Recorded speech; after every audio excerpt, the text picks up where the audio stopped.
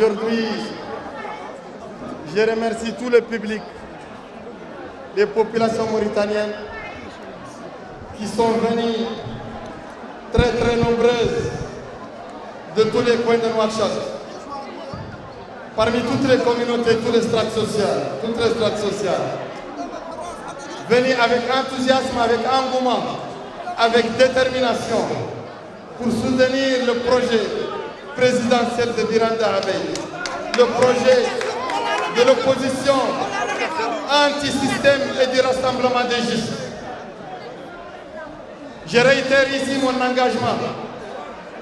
toujours solide, mon engagement toujours déterminé pour lutter contre l'oppression des personnes descendantes africaines en Mauritanie, lutter contre l'esclavage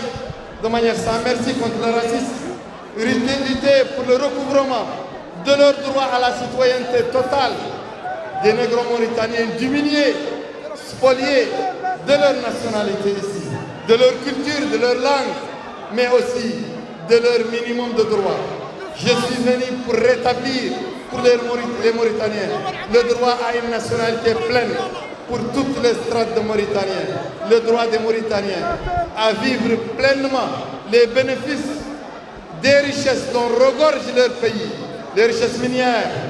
les richesses gazières, les richesses pétrolières, les richesses halieutiques, les richesses en eau, en soleil,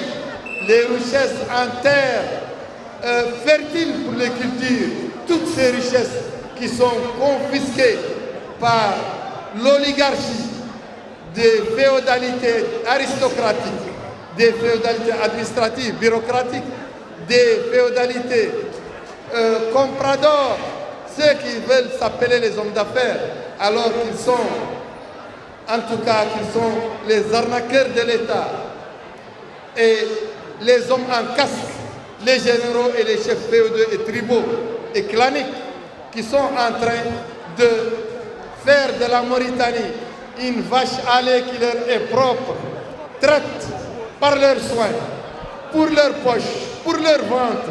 au détriment du peuple, au détriment des intérêts du peuple, des droits du peuple. Je vais frapper d'une main de fer, dès que je prends le pouvoir, contre ces chagrins qui engloutissent non seulement les droits économiques, les droits à la vie, les droits à la vie saine, à la vie digne des citoyens, mais ils engloutissent maintenant les espoirs des citoyens mauritaniens, jusqu'à ce que la Mauritanie a commencé à se vider de sa jeunesse, à se vider de ses bras, à se vider de sa population jeune. Donc, je rappelle toujours le droit que nous avons vis-à-vis des morts, le droit que nous avons vis-à-vis des gens qui sont morts par milliers depuis la nuit des temps et au fil de notre histoire ancienne et récente, qui sont morts du crime de l'esclavage.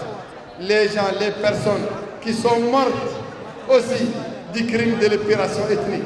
et du génocide. Je lance un appel à tout le monde pour converger autour des problèmes de justice. J'appelle les justes à être à côté des veuves, des orphelins, des rescapés, à côté des esclaves libérés, mais qui ne sont pas encore rétablis dans leur citoyenneté, mais aussi à côté de tous les peuples qui qui peinent sous le poids du mauvais développement, sous le poids de la cherté de la vie, sous le poids des faux concours par les faux diplômes, le peuple, la jeunesse qui peine encore, qui gémit sous le poids du chômage, sous le poids de la cherté de la vie, sous le poids de l'injustice, de l'iniquité de l'administration. Tout ceci, c'est un très grand chantier que nous avons bousculé dès que nous arrivons au pouvoir. J'appelle toutes ces personnes, tous ces citoyens qui ont rempli l'ancienne maison des jeunes, jusqu'à remplir ces rues aujourd'hui, à remplir les caisses du vote le 29 juin 2024, mais pas seulement les caisses, pas s'astreindre à ça, mais aussi être vigilant pour surveiller la CENI, surveiller les fraudeurs, surveiller les falsificateurs, les gens qui vont voler, qui essaieront de voler cette victoire du peuple comme ils l'ont toujours fait. Cette fois-ci, leur plan doit tomber à l'eau et on doit le mettre en échec. بالدفاع عن الصوت عن الكره قوموا إلى وطنكم قوموا إلى انتخاباتكم والسلام عليكم ورحمة الله